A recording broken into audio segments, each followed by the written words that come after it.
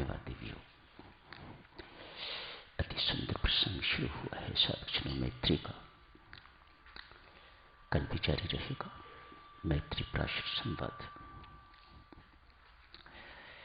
काशी चर्चा थोड़ी शेष न होती तो आज ही मैत्री की चर्चा शुरू कर दी जाती, कल करेंगे। आत्मा की जो चर्चा शेष कभी न समाप्त होने वाली चर्चा पर संक्षिप्त रूप से आज उसे कंक्लूड करते हैं। थोड़ा व्यवहारिक पक्ष देखते हैं। पूज्यपाद स्वामी जी महाराज से किसी ने पूछ दिया, महाराज सब संत महात्मा सब बड़े पांव को हाथ लगवाते हैं, आप क्यों नहीं लगवाते? इससे शिष्यों में श्रद्धा बढ़ती है। मानो स्वामी जी महाराज के साथ थोड़ी बड़ी बड़ी बातें करने की कोशिश की। व्यक्ति चाहे न चाहे, साधक आयु में भी जो बड़ा है वह भी अपेक्षा रखता है कि मेरे पांव छुए जाएं। स्वामी जी महाराज ने कितना बड़ा काम किया हुआ है, शायद ही कोई कर सकने वाला हो। अपने जीवन काल में कभी किसी को पांव छूने की इजाजत नहीं थी। श्री प्रेम जी महाराज ने तो और ही कमाल कर दी थी। कोई उनके पांव को छूने की कोशिश करता तो पहले छू देते।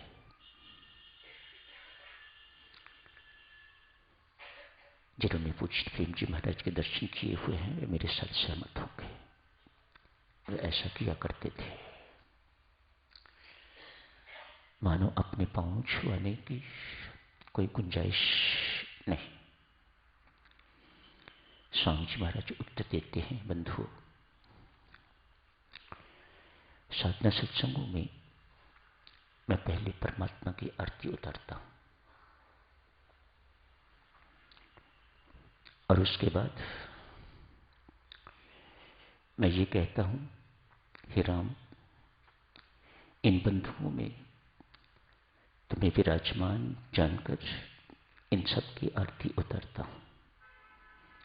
जिनकी मैं आरती उतारूं उनको मैं कैसे अपने पांव छूने की इजाजत दूं? वे तो मेरे लिए वंदनीय हो गए। आरती तो बड़ों की उतारी जाती है। सोचे मैं इनको कितना बड़ा मानता हूं कि मैं इनकी आरती उतारता हूं। परमात्मा की नहीं कहा हे राम मैं तुम्हें इन सब बंधुओं में विराजमान जान के तो इनकी आरती उतारता हूं। नहीं कहा कि मैं तेरी आरती, तू बीच विराजमान है तो मैं तेरी आरती ना, मैं इनकी आरती उतारता हूं। व्यवहारिक पक्ष है आत्मबोध का। वह परमात्मा देव, वह परब्रह्म परमात्मा हम सबके हृदयों में आत्मा के रूप में विराजमान है। ज्ञान उसे आत्मा कहता है। भक्त बहुत अच्छा मानता है, वह आत्मा नहीं, वह कहता है परमात्मा मेरे भीतर विराजमान है। एक ही बात है। भक्त को ये शोभनीय है, ज्ञानी को वह शोभनीय है। दोनों में कोई अंतर नहीं है, कोई विरोध नहीं है। एक संत और एक शिष्य का आपस में वार्तालाप है। हमें सब कुछ समझने में सहाय रहेगा। संत कहते हैं, न मैं देह हूं, न इंद्रियां, न मन, न बुद्धि, न प्राण,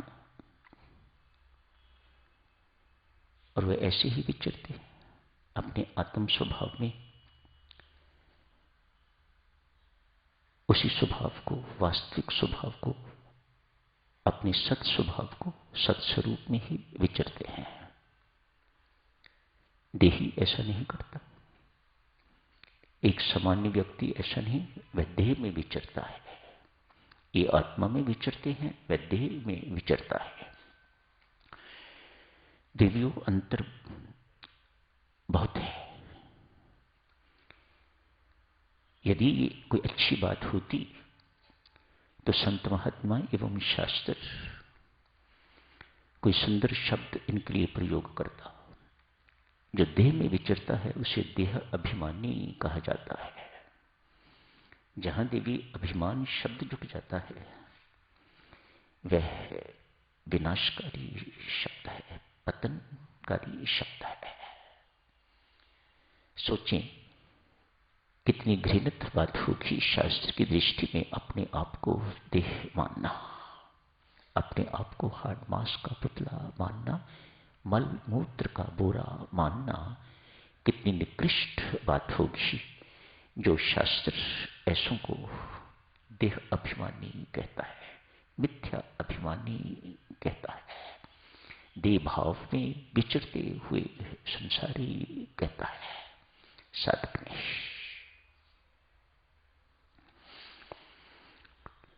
शिष्य ने पूछा, आप आत्मा की बात करते हो महाराज, क्या आत्मा कभी किसी ने देखा है? हाँ, मैं अभी भी आत्मा को देख रहा हूं, दर्शन कर रहा हूं। क्या मुझे भी दर्शन हो सकते हैं? हाँ, क्यों नहीं हो सकते? कहां है वे? भीतर,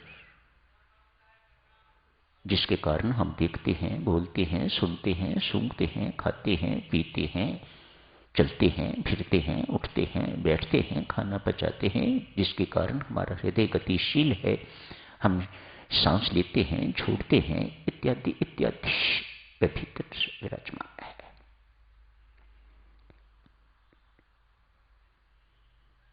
मुझे भी दर्शन हो सकते हैं? हाँ, तो अपना परिचय पत्र दे, मैं अंदर भिजवा देता हूं। क्या नाम है तेरा? अपना नाम बताया, अमल। झूठ, ये तेरा नाम नहीं है? नहीं महाराज, बिल्कुल सत्य है, सभी मुझे इसी नाम से पुकारते हैं, ये मेरा सही नाम है। यदि तेरा असली नाम ये होता तो गर्भ से निकलते ही तुम्हें इस नाम से पुकारा जाता, या गर्भ में होते हुए ही तुम्हें इस नाम से पुकारा जाता। तब तो किसी को पता भी नहीं होता कि अंदर लड़की है या लड़का।